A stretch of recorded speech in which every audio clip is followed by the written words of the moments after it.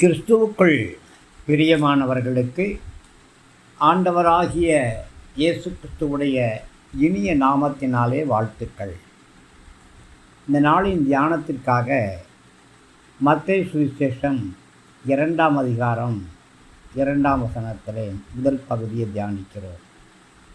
யூதருக்கு ராஜாவாக பிறந்திருக்கிறவர் எங்கே? யூதருக்கு ராஜாவாக பிறந்திருக்கிறவர் எங்கே? பிரியமானவர்களே, இங்கு மத்தேயு ஆண்டவராகிய இயேசு கிறிஸ்துவை மேசியாவின் தன்மையிலே வெளிப்படுத்துகிறார். இயேசு கிறிஸ்துவுடைய மேசியாவுடைய அரசத்துவம் இன்னும் யூதர்களை தாண்டி, கிரேக்கர்களை தாண்டி, இன்னும் சர்வ உலக மக்களையும் தாண்டி விரிந்து பறந்து போய்கொண்டிருக்கிறது.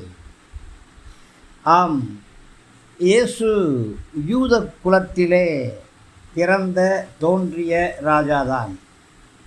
ஆனால் அது மட்டுமா சிறப்பு?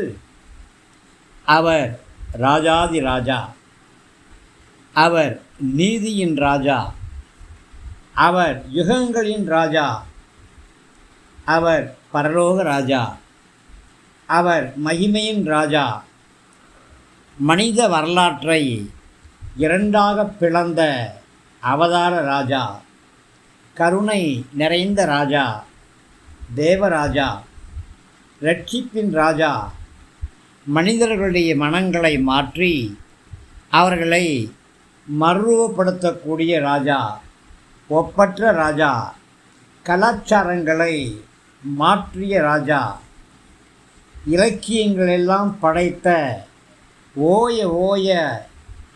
ஓய முடியாத புதிய ராஜா, எல்லா இலக்கியங்களுக்கு மேலே ஒரு தாக்கத்தை கொடுக்கக்கூடிய ராஜா. அவர் இலக்கிய ராஜா, கொடிகளின் ராஜா, கோடிகளின் இதய ராஜா. ஓவியர்களெல்லாம் தீட்ட தீட்ட அழகுகளை தாண்டி நிற்கும் அழகு ராஜா, சாரோனின் ரோஜா. கோடி இல்லங்களின் குடும்ப ராஜா, விண்ணையும் மண்ணையும் ஒரே நேரத்திலே ஆளக்கூடிய பிரபஞ்ச ராஜா, தத்துவங்களிலே தனித்து ஆட்சி செய்யக்கூடிய ராஜா.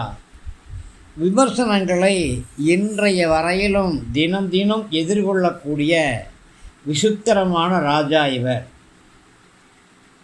காலங்கள் கண்ட அற்புதமான ராஜா, எல்லா நன்மைகளுக்கும் மகுடமாய் விளங்கக்கூடிய நன்மைகளின் ராஜா இவர்.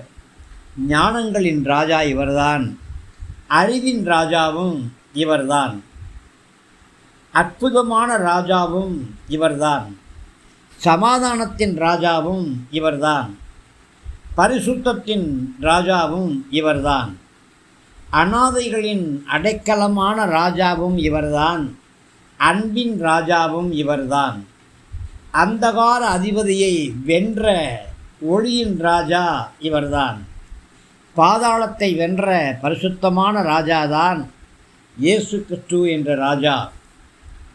பிரியமானவர்களே, குற்றம் காண முடியாத குணக்குன்றாய் விளங்கக்கூடிய ராஜா இவர். எல்லா ராஜ்யங்களுக்கும் முடிவு உண்டு. எல்லா கொடிகளும் ஏற்றப்பட்டது போலவே இறக்கப்படும். எல்லா கோஷங்களும் மண்ணோடு மண்ணாய் போய்விடும்.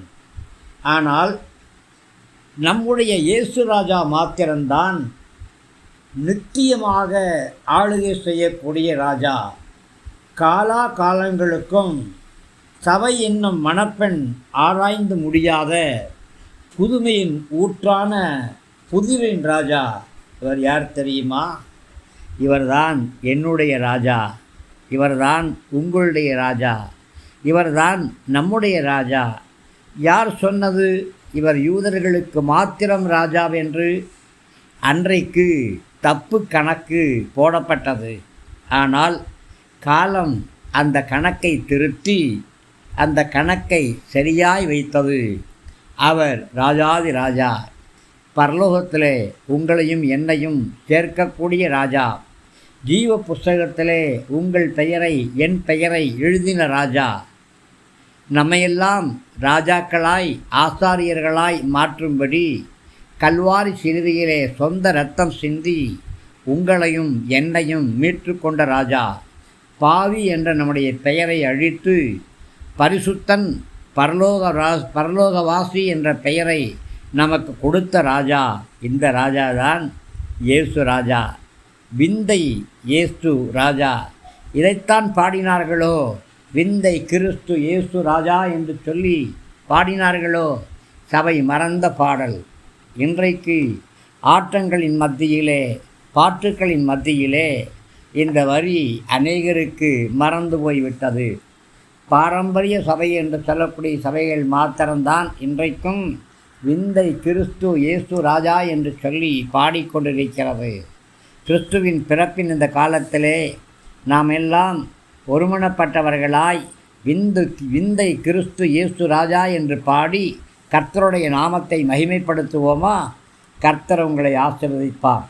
ஆண்டவராக இயேசு கிறிஸ்துவுடைய இந்த பிறப்பின் மாதத்திலே உங்களை கர்த்தருடைய ஊழியக்காரனை அடியான் ஆசீர்வதிக்கிறேன். தேவனுடைய ராஜ்யம் உங்கள் வழியாக உங்கள் இல்லங்களிலே, உங்களுடைய சபைகளிலே, உங்களுடைய தெருக்களிலே, உங்களுடைய கிராமங்களிலே, உங்களுடைய பட்டணங்களிலே பட்டி தொட்டி எங்கும் பரவும்படியாக வேண்டுகிறேன். கிருபை நம் அனைவரோடும் கூட இருப்பதாக. ஆமேன், ஆமேன், ஆமேன்.